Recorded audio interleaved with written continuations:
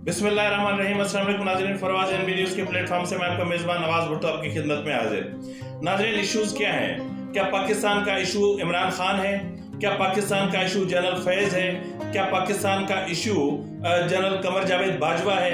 या जो है वो पाकिस्तान का इशू जस्टिस मज़हर अली नकवी है? क्या जो है वो पाकिस्तान के जो बहरान है या जो मुआशी मसाइल हैं, क्या उसके उनके जो असबाब हैं, क्या उनका ताल्लुक जो है वो जस्टिस अजमत से है? क्या उनका ताल्लुक जस्टिस मुनीब से है? क्या उनका ताल्लुक जस्टिस आसिफ सईद खोसा से है? क्या उनका ताल्लुक जस्टिस साकिब निसार से है? क्या उनका ताल्लुक जो है वो जस्टिस गुलजार से है? क्या उनका ताल्लुक chief of army staff retired Qamar Javed Bajwa से है? या जो है वो उनका ताल्लुक लेफ्टिनेंट जनरल रिटायर्ड अपना फैज़ हमीद से है? क्या उनका इन मसाइल का ताल्लुक जो जस्टिस रिटायर्ड जावेद इकबाल से है, जिसने नेब में अंधेर नगरी बचाई? क्या इसके जिम्मेदार जनरल शुजा पाशा हैं या जनरल जहीरुल इस्लाम हैं? जो भी हैं, क्या इस वक्त पाकिस्तान की जो सियासत का जो महवर है या इस वक्त जो पाकिस्तान का बड़े से बड़ा इशू है, क्या वो नवाज शरीफ की वापसी है? क्या वो 2 सूबों में इंतखाबात हैं? आखिर है क्या? ये उधम क्यों मचा हुआ है? ये उधम इसलिए मचा हुआ है कि पिछले जो 1 दहाई या 2 दहाइयों से जो चोरियां हो रही हैं, उन चोरियों को छुपाने के लिए ये उधम मचा हुआ है। उधम की भी इंतहा है। मसला ये है कि क्या एक जनरल फैज़ हमीद, क्या एक जनरल बाजवा को के खिलाफ कार्रवाई करने से या उनसे मुंसलिक जो गैंग था 30 का, क्या उनके खिलाफ कार्रवाई करने से मसाइल हल हो जाएंगे?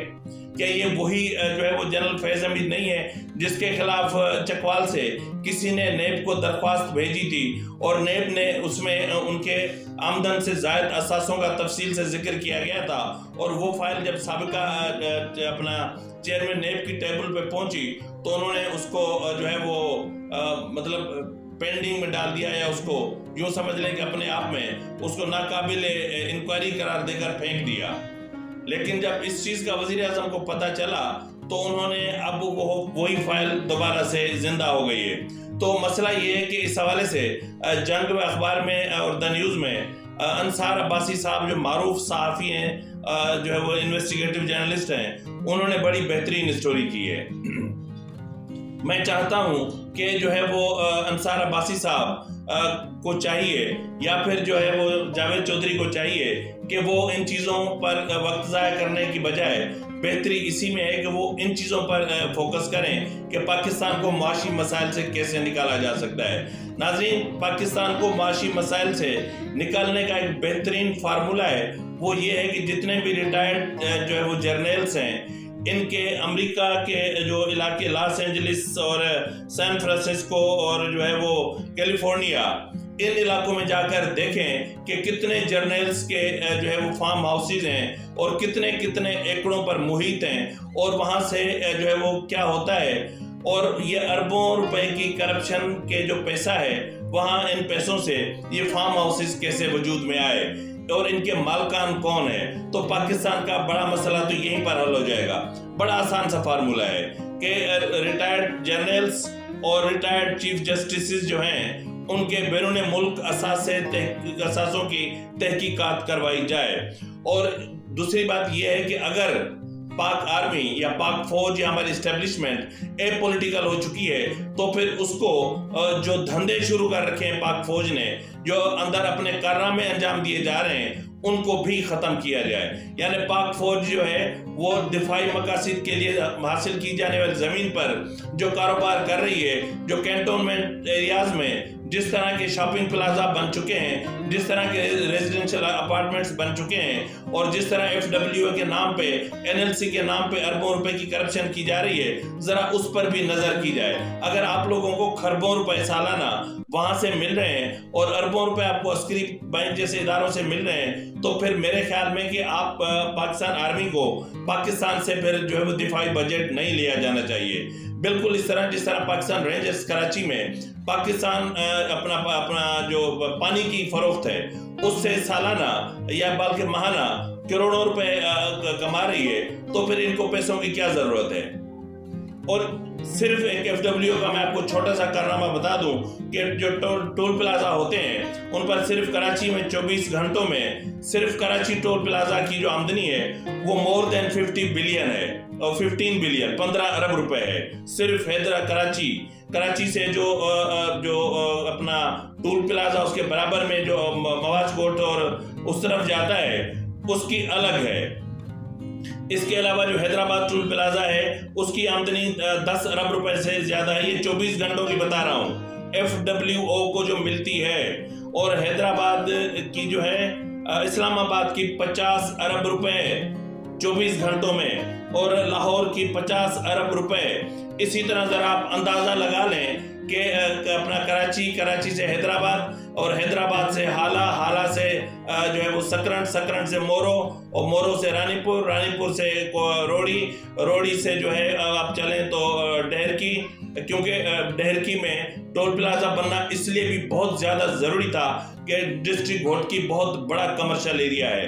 وہاں اینگرو کیمیکلز جیسے ادارے ہیں, وہاں ماڑی گیس فیلڈ ہے, وہاں جو ہے وہ اینگرو کے اور ادارے ہیں اور ماڑی پور گیس ہے اور ماڑی پور گیس کے منسلک جو ہے وہ اینگرو انرجی کے بڑے پلانٹس ہیں اور یہ بہت بڑا کمرشل ایریا بن چکا ہے. تو یہاں پر جبراً حتیٰ کہ قانون میں 150 کلومیٹر سے پہلے ٹول پلازا نہیں بن سکتا. لیکن یہاں پر اگر آپ دیکھیں, اگر آپ حیران ہو جائیں گے کہ روڑی کے بعد پنواکل کتنا ڈسٹنس ہوگا. پنواکل کے بعد آپ آ جائیں جی جو ہے وہ ڈہرکی کے بعد پھر تھوڑے سے ہی فاصلے پر ابوڑو کے بعد پھر صادقآباد رحیم یار خان, پھر یہ چین چلتی ہے. تو اس طرح اربوں نہیں بلکہ یہ کھربوں روپے 24 گھنٹوں میں جب FWO کما رہا ہے تو پھر ان کو ان چیزوں کی ضرورت کیا ہے. آج میں کرپشن پہ بات نہیں کروں گا, جنرل فیض جنرل باجوہ کیا کر رہے ہیں میں اس پہ بات نہیں کروں گا, کس نے کیا کیا میں اس پہ نہیں کروں گا.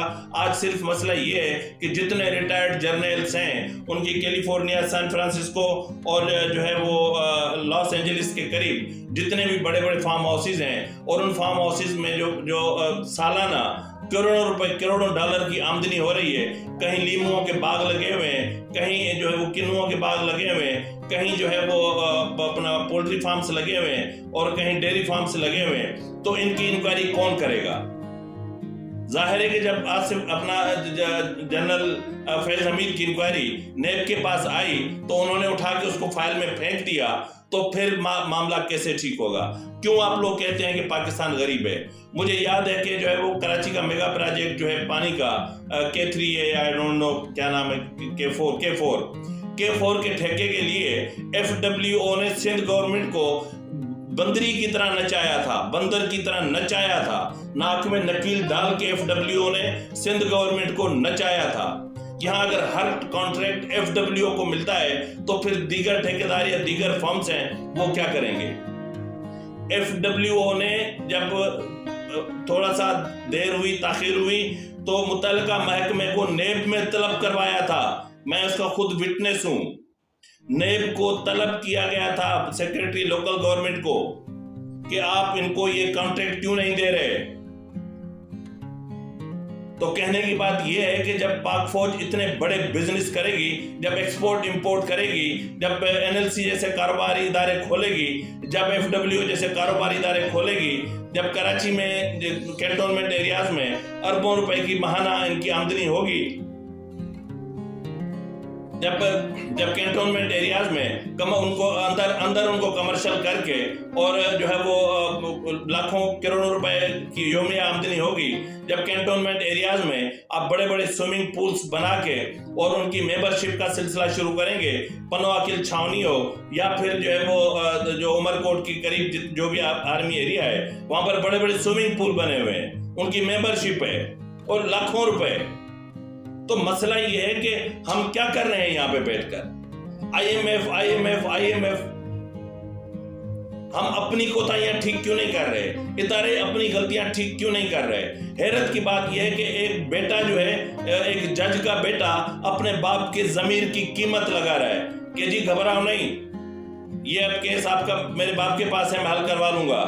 کل ہی شاید ویڈیو لیک ہوئی ہے, آڈیو لیک ہوئی ہے یہ, اور دوسرے ججز کا بھی سودا کر رہا ہے. اس کا مطلب یہ ہے کہ جو ٹرک والی کہانی ہے وہ 200% صحیح ہے. کہ اب فیصلے اس طرح ہو رہے ہیں، اب فیصلے ججز کے فرنٹ مینس باہر بیٹھ کر رہے ہیں کہ جی فیصلہ کس طرح کرنا ہے۔ اگر یہ سچویشن رہے گی اور معاملات اسی طرح رہیں گے تو پھر ہم کہاں جائیں گے، ہمارا ملک کہاں جائے گا، ہم ان مسائل کو لے کر کہاں مریں گے جا کے، ہم IMF کے کیوں محتاج ہیں؟